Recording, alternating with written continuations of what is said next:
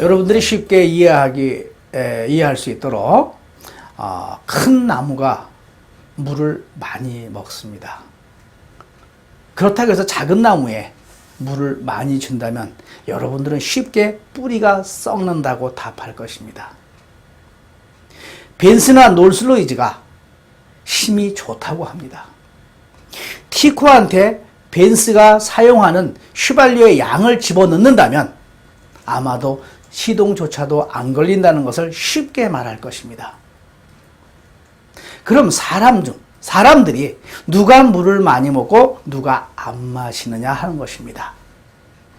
단도직입적으로 물을 많이 마시는 사람은 살아있는 사람 중에서 발이 뜨거운 사람입니다.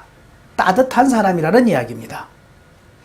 그 발이 따뜻하다는 것은 열의 원리로 의해서 몸의 체온이 따뜻하다는 것입니다. 그런데 물을 적게 마시거나 안 마시는 사람은 죽은 사람이고 발이 차다는 것을 여러분이 알아야 합니다. 그리고 물은 억지로 마셔서도 안 되고 많이 마셔서도 안 됩니다.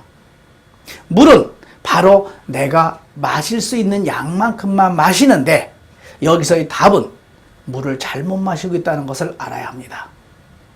하나는 생로병사는 우리 몸이 점점 차가워진다고 했습니다.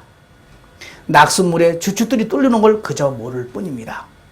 날마다 우리 몸보다 찬물을 집어넣어서 몸이 차가워지는 겁니다. 바로 물을 못 마시는 사람들의 해결책은 따뜻한 물을 마시라는 겁니다.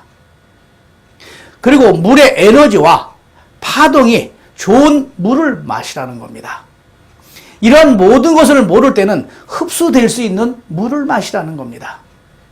아무리 좋은 휘발유라 하더라도 흡수가 되지 않는 물은 큰 의미가 없습니다. 이때 물을 마시기 위해서 하나의 이렇게 마셔질 수 있는 물을 원했지만은 우리가 근본적으로 해결하는 것을 찾아야 합니다. 그것은 누가 물을 마시느냐? 발이 따뜻한 사람들입니다.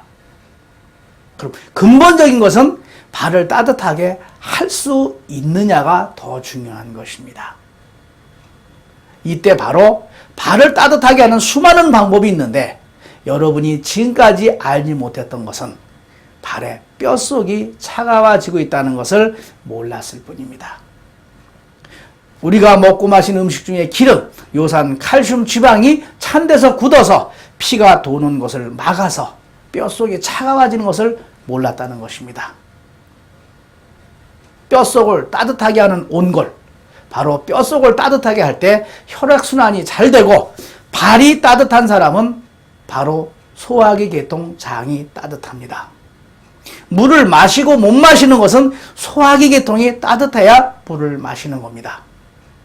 발이 찬 사람들이 모든 음식을 먹고 마시면 잘 체하고 토하는 이유가 바로 소화기 계통이 전부 차기 때문입니다.